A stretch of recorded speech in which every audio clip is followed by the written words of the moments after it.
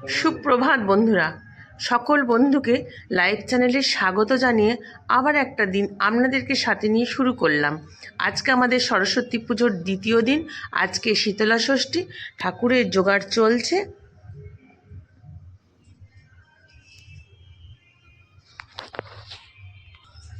এদিকে ফল কাটা হয়েছে। আর আজকে তো আমাদের এদেশীয়দের শীতলা ষষ্ঠী বা সিজনে অনেকটা বড় করেই হয়, এবং আমার শ্বশুরবাড়িতে আরেকটু বেশি করেই হয় বড় করে। আর আপনাদের এখানে বলা হয়নি, আমাদের লক্ষ্মী সরস্বতী দুটো দেবী একসঙ্গেই আসে, একসঙ্গেই পুজো হয়। চলুন, পুজো হবে, এবারে পুরোহিত আসবে আর ষষ্ঠীর ব্রতকথা আমিই পড়ব। চলুন যাই, ওইদিকে দেখি কতটা কি ভোগ বাড়া হলো, কারণ বাসি ভোগ মাকে বেড়ে দিতে হয়। এখানে ষষ্ঠীকে পাতা হয়েছে, এই যে এখানে বাসি ভোগ সমস্ত বেড়ে দেওয়া হয়েছে। আর এখানে নারায়ণের পুজো করছে আমাদের ভাসুরপো, ওই সমস্ত তাড়াতাড়ি করে বেড়ে ঠাকুরকে পুজো করলো।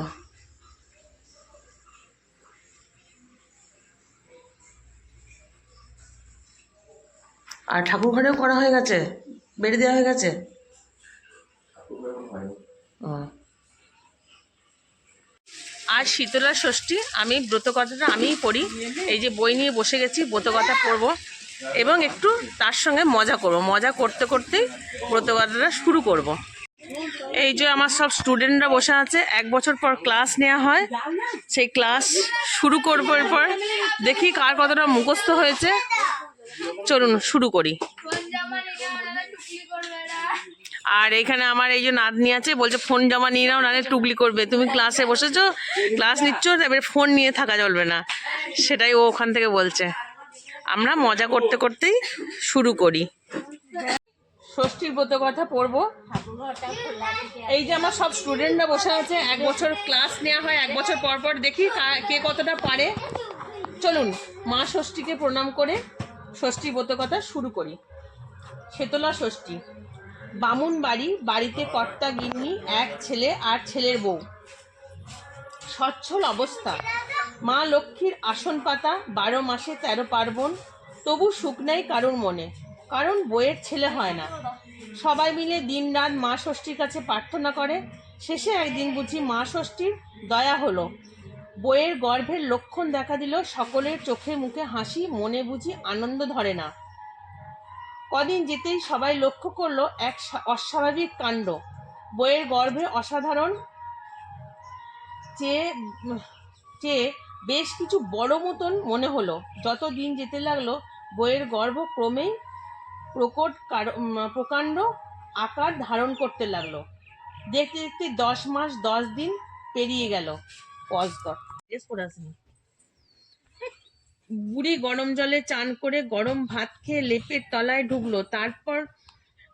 পরদিন ঘুম থেকে উঠে বুড়ি দেখে আশ্চর্য এক কাণ্ড। বাড়ির কুকুর বেড়াল থেকে শুরু করে নাতি নাতবউ পর্যন্ত সকলে মরে পড়ে আছে। বুড়ির মাথায় হাত দিয়ে কাঁদতে লাগলো।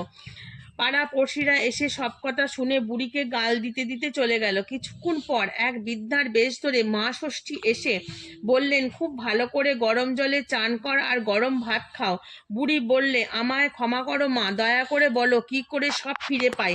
শেষে মা ষষ্ঠীর দয়া হলো। তিনি বললেন, তোর নাত বউরা যে শীতল ষষ্ঠী পেতেছে, সেই ষষ্ঠীর গায়ে যে দই হলুদ লেগে আছে, তাই নিয়ে এসে সবার আগে কুকুরের কপালে ফোঁটা দিবি, তারপরে আর সকলের কপালে দিবি।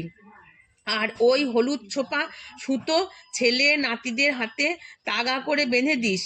খবরদার আর কখনো শীতলা ষষ্ঠীর দিন উনুন জ্বালাবি না, গরম জলে চান করবি না, গরম ভাত খাবি না। এই বলে মা ষষ্ঠী চলে গেলেন। গিন্নি তখন মা ষষ্ঠীর আদেশ মতো সবকিছু করলেন। আর তক্ষুনি সবাই বেঁচে উঠল। তারপরে সকালে আবার ঘটা করে মা ষষ্ঠীর পুজো দিল। এইভাবে শীতল ষষ্ঠীর ব্রত কথা সর্বত্র প্রচার হলো। ব্রতের নিয়ম, মাঘ মাসের শুক্লপক্ষের ষষ্ঠীর দিন এই ব্রত পালন করতে হয়। দই হলুদে সাদা সুতো ছুপিয়ে নিয়ে ছেলে মেয়েদের হাতে বেঁধে দিতে হয়। আগের দিন ভাত তরকারি রেঁধে রেখে পরদিন ব্রতর পুজো শেষ করে সেই বাসি ভাত ও সেদ্ধ তরকারি খেতে হয়। ওই দিনে উনুন ধরানো বারণ। ব্রতের উপকরণ: দই, হলুদ, কলাই, ফল, মিষ্টি ইত্যাদি। ব্রতের ফল: এই ব্রত পালন করে সংসারে শোক তাপ হতে রক্ষা পায়। শীতলা ষষ্ঠীর ব্রতকথা সমাপ্ত হলো।